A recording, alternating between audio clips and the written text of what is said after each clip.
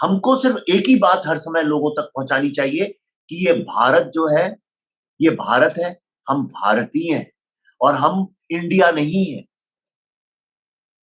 भारत एक, हमने पार्टीशन के बाद एक डिवीजन किया है, भारत को अलग कर दिया है, इंडिया को अलग कर दिया। इंडिया भारत के साथ लड़ाई लड़ रहा है और इंडिया भारत को हराने की कोशिश करता है हर बार।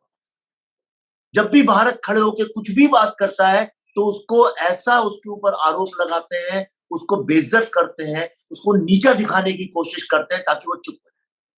और ये देखिए, ये सिर्फ कि तुम गौमूत्र पीने वाले हो, ये सिर्फ इतनी सी बात नहीं है। भारत की जो माँ है, गृहिणियां हैं, जो आज भारत बचा हुआ है, जिनके कारण बचा हुआ है, उन गृहिणियों के ऊपर भी ये लोग हर समय आरोप लगाते हैं, उनको नीची नजर से दिखाने की कोशिश करते हैं कि देखो तुम लोग तो पढ़े लिखे नहीं हो, तुम लोग काम नहीं करते हो, तुम एम्पावर्ड नहीं हो, हमारी तरह फेमिनिस्ट नहीं हो। ऐसा करके अगर आप भारत के जर्नलिस्ट हैं तो आप वही 40,000, 50,000, 70,000 रुपए की नौकरी करते करते जिंदगी बिता देंगे, बच्चों की पढ़ाई, ये लोन लेंगे, ईएमआई भरेंगे, गर्मी में घूमेंगे। आप एक मिडिल क्लास आदमी की तरह ही अपनी जिंदगी बिता पाएंगे, क्योंकि सारे वर्ल्ड में जर्नलिस्ट लोग ऐसे हैं। लेकिन अगर आप इंडिया की साइड चले जाएंगे तो आप दिल्ली के गोल्फ लिंक्स में 500 करोड़ की कोठी भी बना सकते हैं। फिर आप राजा रानियों की तरह रह सकते हैं।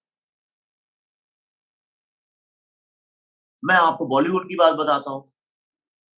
अगर आप इंडिया से जुड़ के फिल्में बनाएंगे तो आप राजाओं की तरह रहेंगे।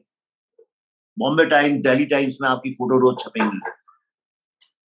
लेकिन अगर आप मेरी तरह से भारत के लिए फिल्म बनाएंगे तो आप सारी जिंदगी पैसे को लेकर स्ट्रगल करेंगे, सारी जिंदगी अपनी जिंदगी को लेकर स्ट्रगल करेंगे, और वो लोग मानेंगे ही नहीं कि आप फिल्म मेकर, वो स्वीकार ही नहीं करेंगे आप फिल्म मेकर। आप इंडिया के राइटर बन जाइए और आप देख लीजिए आपकी चांदी हो जाएगी, आपको सब पेंगुइन, हार्पर कॉलिंस सब लोग आपके आगे आ जाएंगे।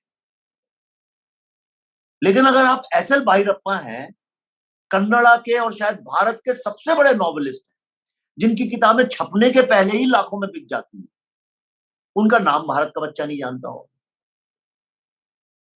ये फर्क है इंडिया और भारत। और ये इंडिया क्या कर रहा है, बड़ी खूबसूरती से सेकुलरिज्म के नाम पे खिलाफत को प्रोटेक्ट कर रहा है। इंडिया ने जब रेड फोर्ट पे कुछ लोग खालिस्तान की नारा लगाते ऊपर चढ़े, इंडिया ने उसका विरोध नहीं किया। लेकिन जिन लोगों ने इस बात का विरोध किया, इंडिया ने उनका विरोध किया।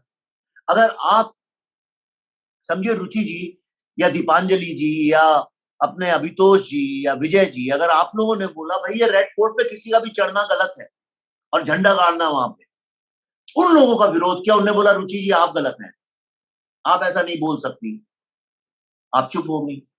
क्योंकि जो एक मूलता, जो भारत का जो व्यक्ति है, उसकी जिंदगी एक घर, अपना परिवार चलाना, अपने बच्चों को पढ़ाना, उनको वैल्यूज देना, माता पिता का ख्याल रखना, उसमें इतना बिजी होता है कि उसके पास डे टू डे एक्टिविज्म के लिए टाइम नहीं होता। वो सुबह उठ के ये नहीं सोचता है कि चलो आज झंडा लेके हम लोग एक्टिविज्म करते हैं। लेकिन जो इंडिया के जो लोग हैं, उनका तो मकसद ही एक्टिविज्म करना है, उनको तो पैसे ही इस बात के मिलते हैं, उनकी तो नौकरी यही है।